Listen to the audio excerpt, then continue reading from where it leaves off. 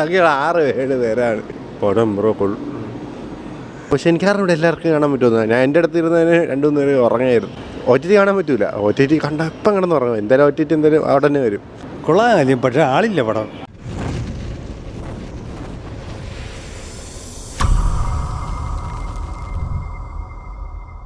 ആകെ 6-7 പേരാണ് പടം ബ്രോ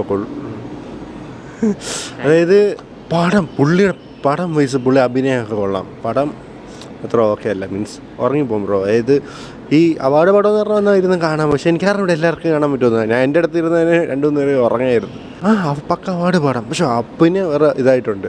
മോശം സംഭവങ്ങൾ ക്രിഞ്ചായിട്ടൊന്നുമില്ല. നമ്മൾ വിചാരിക്കും മലയാളത്തിൽ അവിടെ നിന്ന് ഓവറായിട്ട് അഭിനയമൊന്നുമില്ല, നന്നായിട്ടുണ്ട്. പക്ഷെ എന്തോ ചിലപ്പോൾ ഇരുന്ന് ഉറങ്ങുന്നില്ല. മീൻസ് പക്ക ഒരു അവാർഡ് പടം. തമിഴ് പാസം പടം അത്ര ഉള്ളത്. കുറ്റം പറയാൻ ചിലപ്പോൾ പറഞ്ഞു പോകും. ഇത് പടം വയസ്സ് കൊള്ളാം, പക്ഷെ അവാർഡാണ്, പാസ്സാണ്, ഓവർ പാസ്സാണ്, കാര്യങ്ങളുണ്ട്. ഭയങ്കര ഇമോഷണലാണ്.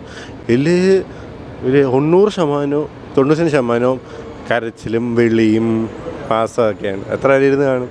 പടം വയസ്സ് നോക്കിയാൽ കൊള്ളാം, പക്ഷേ അങ്ങനെ കുറേ സംഭവങ്ങളുണ്ട്. അതാണ് അധികം എക്സ്പെക്റ്റ് എനിക്ക് അറിഞ്ഞൂടാ എന്താവുന്ന ഓരോരുത്തരുടെ ഒരു ഇതല്ലേ. എനിക്ക് എന്തായാലും കുഴപ്പമില്ല, ഉറങ്ങിയിട്ടില്ല, പക്ഷെ ഫുള്ളിരുന്ന് കണ്ട്. പക്ഷെ കുഴപ്പമില്ല, ഓക്കെ.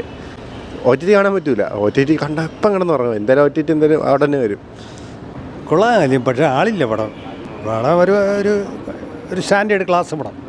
ബോറടി ഒരു സ്റ്റോറി, ചെറിയ സ്റ്റോറി, കഥയുണ്ട്. ഒരു പടം തമിഴ്നാട്ടിൽ പോകും, കേരളത്തിൽ ആളും. ഉറക്കമൊന്നുമില്ല. ഒരു 2-3 ത്രില്ലർ ഫൈറ്റൊക്കെ ഉള്ളതുകൊണ്ട് ഒരു ഉറക്കമൊന്നുമില്ല. കണ്ടിരിക്കാനുള്ള ഒരു ചെറിയൊരു മൂഡ്. ആദ്യം ഇൻ്റർവ്യൂ ഇടവേള കഴിഞ്ഞതിന് ശേഷം ഒരു ചെറിയ കുഴപ്പമില്ല. ചനിയും കുഴപ്പമില്ല, സ്റ്റൈലൊക്കെ കുഴപ്പമില്ല. നല്ല ആക്ടിങ്ങിനാണ്. പഴയ കാലത്തിലെ ആക്ടാണ്.